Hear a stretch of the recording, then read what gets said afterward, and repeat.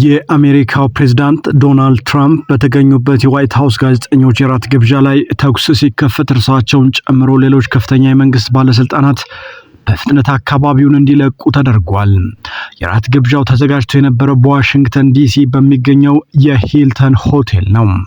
አንዳንድ የአሜሪካ ከፍተኛ ስምና ዝና ያላቸው ፖለቲከኞች፣ ዲፕሎማቶችና ጋዜጠኞች በዋሽንግተን ሂልተን አዳራሽ ውስጥ ተገኝተው ነበር።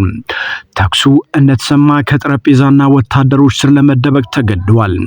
ተጠርጣሪው ነዋሪነቱን በካሊፎርኒያ ያደረገው የ31 ዓመቱ ኮል ቶማስ አለን መሆኑን የአሜሪካ መገናኛ ብዙሃን ዘግበዋል። ሰኞ ዕለት ፍርድ ቤት ቀርቦ ክስ እንደሚመሰረትበትም ተገልጿል።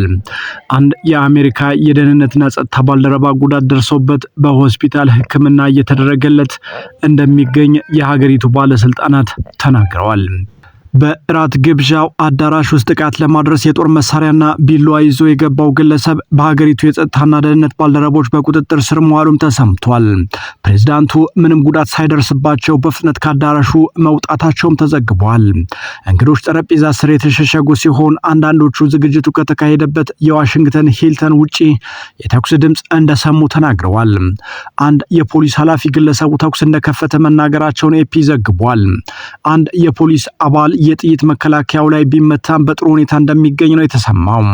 ትራምፕ የታመመ ሰው ሲሉ የገለጹ ተጠርጣሪው የ31 ዓመቱ ኮል ቶማስ የቶረንስ ካሊፎርኒያ ነዋሪ እንደሆነ ሁለት የህግ አስከባሪ ባለስልጣናት ለኤፒ ተናግረዋል። ተጽዕኖ ስታሳድር ይከታተሉሃል፣ ተጽዕኖ በማትፈጥርበት ጊዜ ደግሞ ይረሱሃል ሲሉ ትራምፕ ከጥቃቱ ከሁለት ሰዓታት በኋላ በዋይት ሃውስ ተናግረዋል። ግለሰቡ ጥቃቱን ብቻውን መፈጸሙንና ሌላ ሰው አብሮት አለ ብሎ ለማመን ምንም ምክንያት የለም ሲሉ የዋሽንግተን ከንቲባ ሙሪየል ቦውሰር ገልጸዋል። ትራምፕ በማህበራዊ ሚዲያ ገጻቸው ላይ በለጠፉት ቪዲዮ ተጠርጣሪው የደህንነት መከላከያዎችን አልፎ ሲሮጥና የደህንነት አባላት ሲከተሉት ያሳያል። ለህዝቡ ምንም አይነት ተጨማሪ አደጋ አይመስልም በማለት ቦውሰር በሌላ ጋዜጣዊ መግለጫ ላይ ተናግረዋል። ራት ግብዣ ላይ ትራምፕ፣ ምክትል ፕሬዝዳንት ጄዲ ቫንስ፣ የመከላከያ ሚኒስትር ፔት ሄግሴት፣ የውጭ ጉዳይ ሚኒስትር ማርኮ ሩቢዮና ሌሎች በርካታ የትራምፕ አስተዳደር ባለስልጣናት ተገኝተዋል። በሀገሪቱ የደህንነት አባላት ጥበቃ የሚደረግላቸው ሁሉም ባለስልጣናት ከቦታው እንዲወጡ ተደርገዋል። እንደ አውሮፓውያን አቆጣጠር ከ2024 ወዲህ ፕሬዝዳንቱ በአቅራቢያቸው ጥቃት ሲፈጸም ይህ ለሶስተኛ ጊዜ ሲሆን ባትለር ፔንሲልቬኒያ በተደረገባቸው የመግደል ሙከራ ጉዳት የደረሰባቸው ሲሆን በስፍራው የነበረ የእሳት አደጋ መከላከል ሰራተኛ መገደሉ የሚታወስ ነው። ፕሬዝዳንቱ ዛሬ ማንም ሰው ከዚህ በፊት አይቶት የማያውቀው ጥበቃ ያስፈልገናል፣ ማንም ሰው ማህበረሰባችንን እንዲቆጣጠር አንፈቅድም ብለዋል።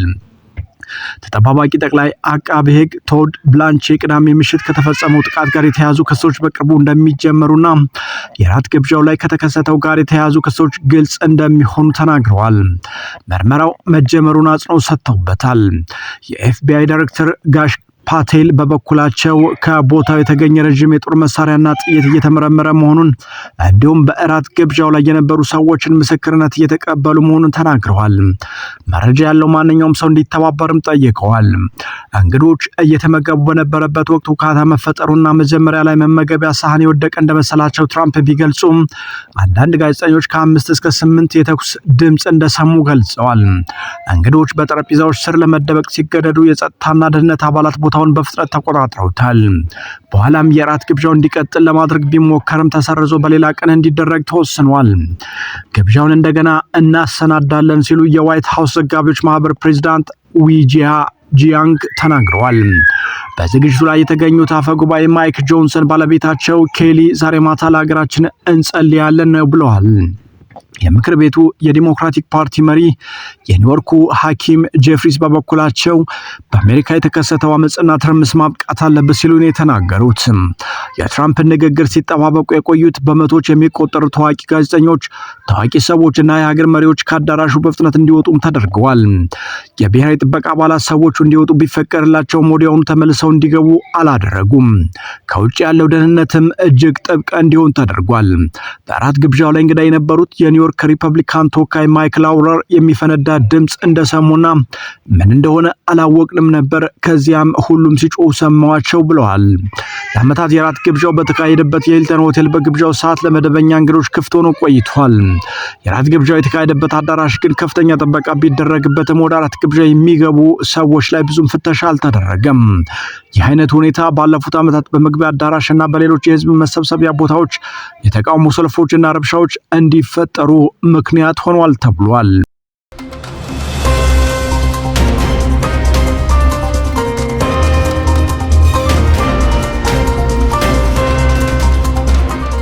ምስራቅ ሚዲያ ኔትወርክ